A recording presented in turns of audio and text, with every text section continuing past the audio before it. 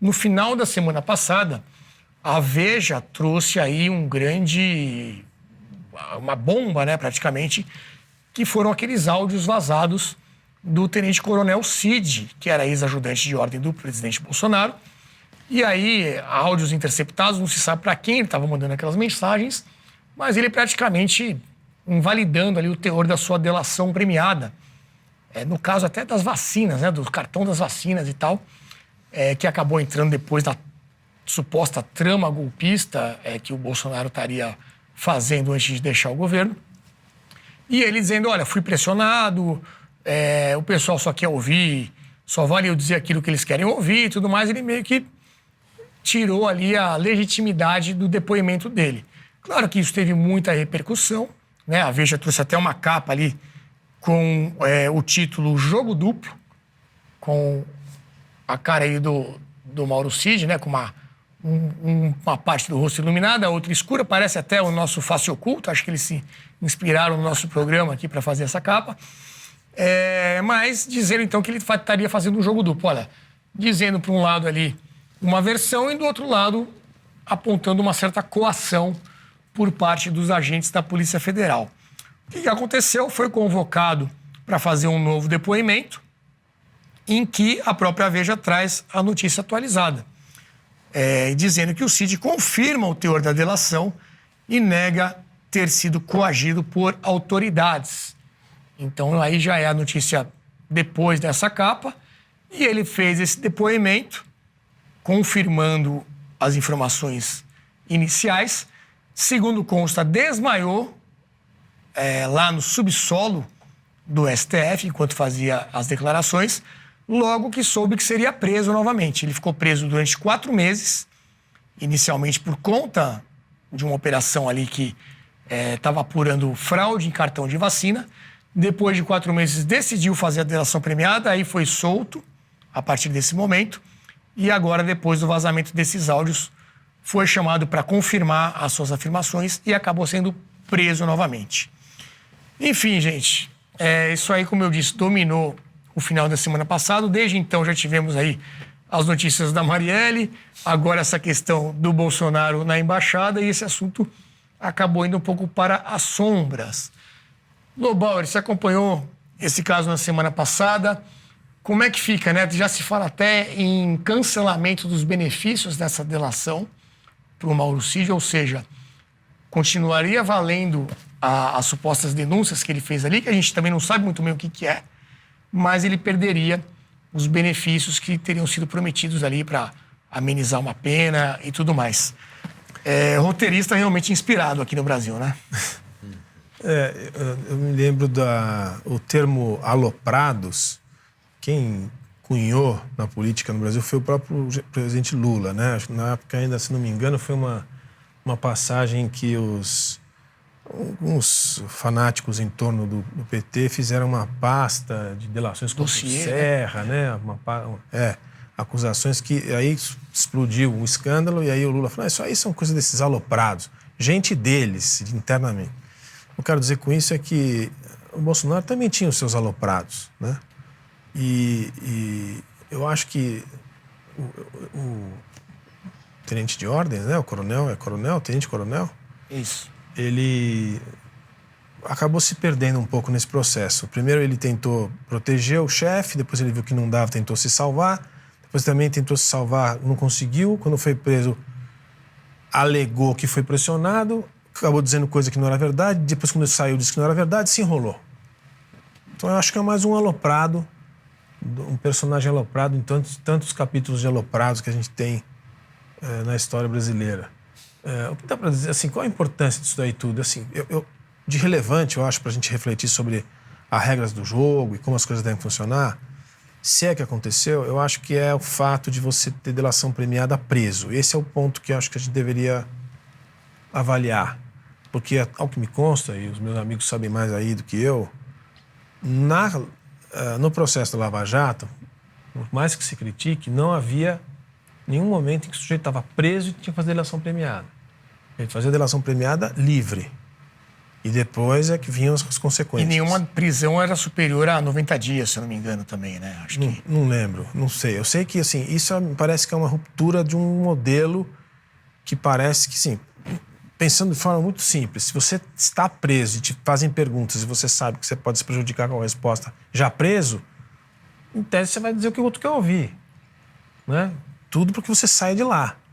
Então acho que faz um pouco sentido essa parte a gente refletir sobre isso. Agora, quem está certo, quem está errado, o que ele falou, o que ele não falou, o que era, o que não era, já não sei nem mais explicar. Também perdeu a relevância.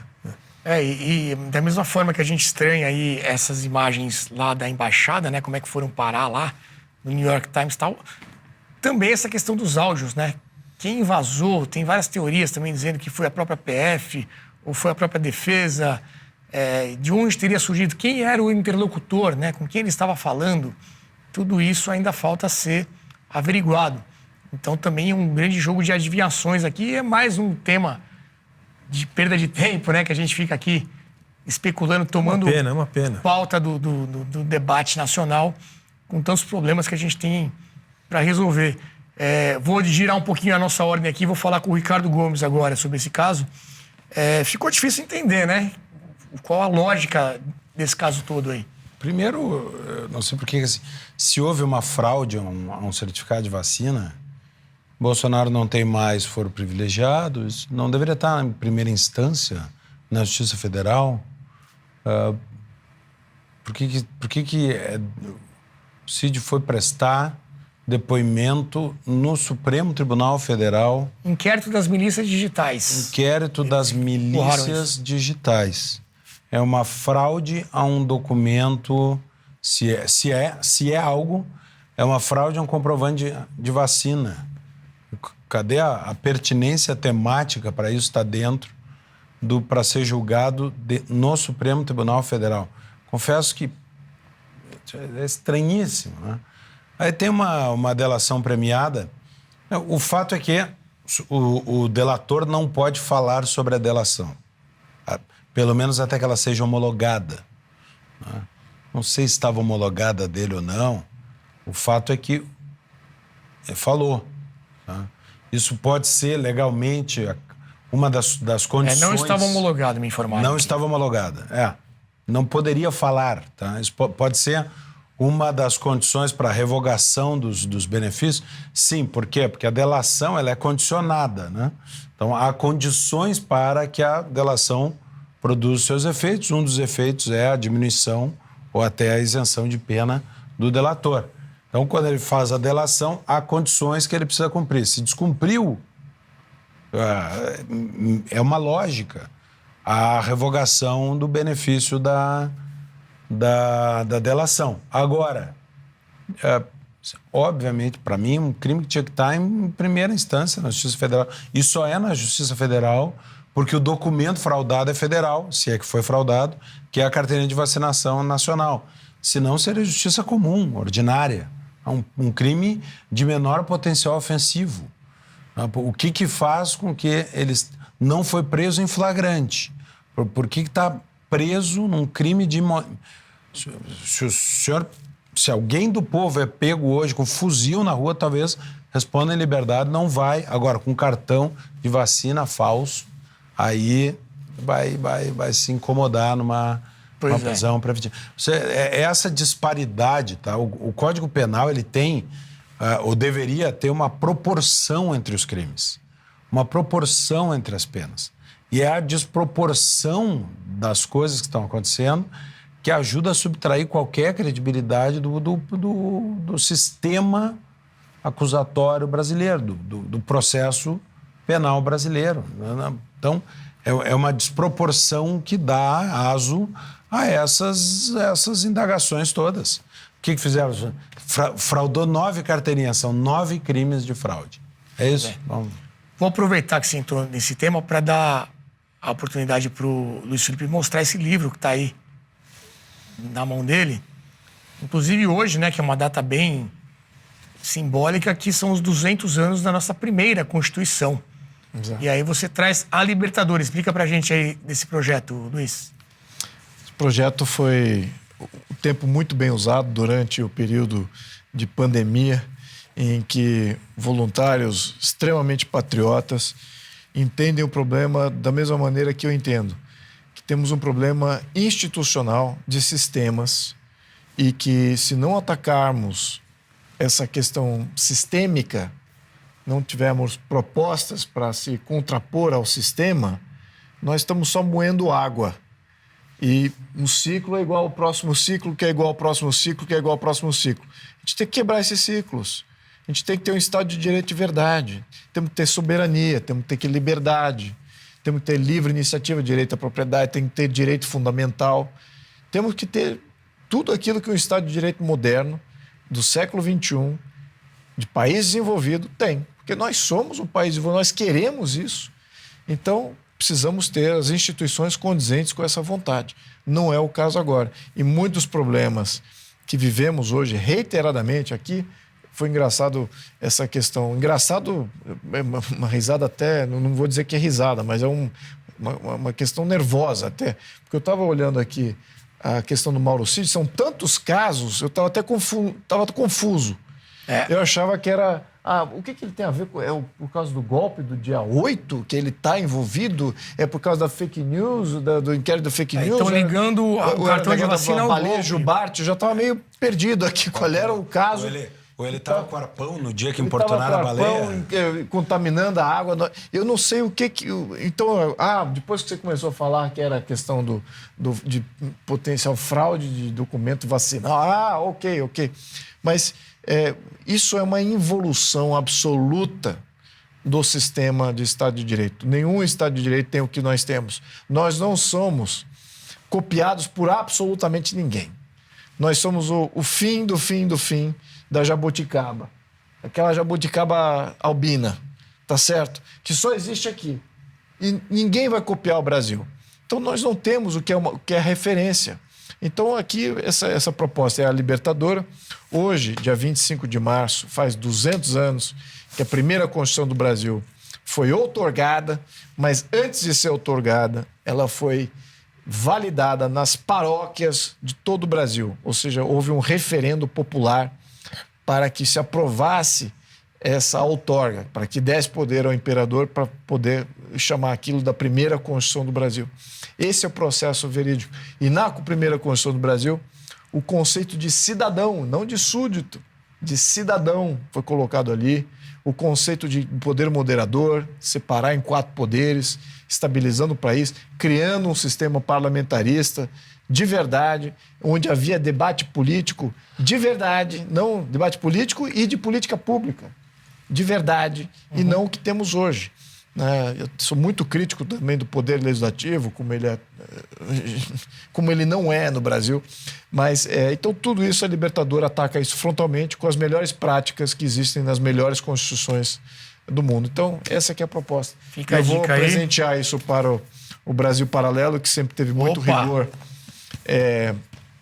em defender a coisa certa e está na conduta certa, na linha certa, sempre se cercando de pessoas maravilhosas, pessoas que querem debater a verdade sem medo, ao mesmo tempo com profundidade. Então, vocês estão de parabéns pelo programa e espero que isso aqui, se não ela completa, mas as partes que ela contém são pautas para futuras gerações de políticos de usarem como reforma do judiciário, reforma tributária, reforma do sistema eleitoral, do sistema partidário, reforma do sistema legislativo. Praticamente todas as reformas que você possa imaginar está contido aqui de uma maneira legalmente, ou seja, no estado da arte do sistema judiciário, do sistema legislativo. Então, pode ser apresentado a qualquer momento. Boa, agradecemos aqui o... Desculpa, eu estou me metendo o tempo inteiro. Essa pena que está na capa aí é a pena com a qual foi assinada a Lei Áurea, é isso? Pois é um símbolo não só da Lei Áurea, mas também é um símbolo da assinatura da independência e a assinatura da Constituição de 1824. Boa, Tem pena 3 de símbolos. ouro. E também, aqui, vou deixar aqui porque quem redigiu isso aqui originalmente foi a minha chefe de gabinete, Renata Tavares. Vou fazer aqui homenagem a ela, porque ela estava grávida e eu estava cobrando dela, você não pode entrar. E ela escreveu isso aqui com todo carinho, antes que ela entrasse para dar luz ao seu filhinho. Perfeito. Então, também é uma homenagem para ela, para as mulheres do Brasil. Muito bom. Agradecemos o presente. 10 segundos é o seguinte, quando a gente falou tanto das fofocas, né, Ricardo? A fofoca, essa coisa, essa agenda que a gente está criticando. A gente está comentando, mas está criticando. Isso aqui, essa data, hoje, deveria ter muita gente tratando desse assunto. Debatendo, conversando, relembrando. Porque um grande país se só constrói desse jeito, refletindo sobre o passado, conhecendo a própria história. Então, eu acho que é isso que está faltando muito no Brasil. Nos Estados Unidos, por mais que tenha outras referências importantes, a Constituição, o ano de 1776 ou o ano de 1889, eles vão para todas as mídias, em todos os lugares, porque as pessoas, nas universidades, nas escolas, as pessoas vão refletir sobre aquilo, vão debater, etc. A gente não faz isso aqui. E tem que fazer. Então, acho por isso que eu acho relevante que a gente faça, pelo menos no Brasil Paralelo faz. Obrigado aí pelo presente, vai fazer parte do nosso acervo. Vamos ler, obviamente, quem quiser saber mais sobre o assunto, se interessar, já colocamos aí na tela a Libertadora. Procure aí nos sites e nas livrarias do ramo.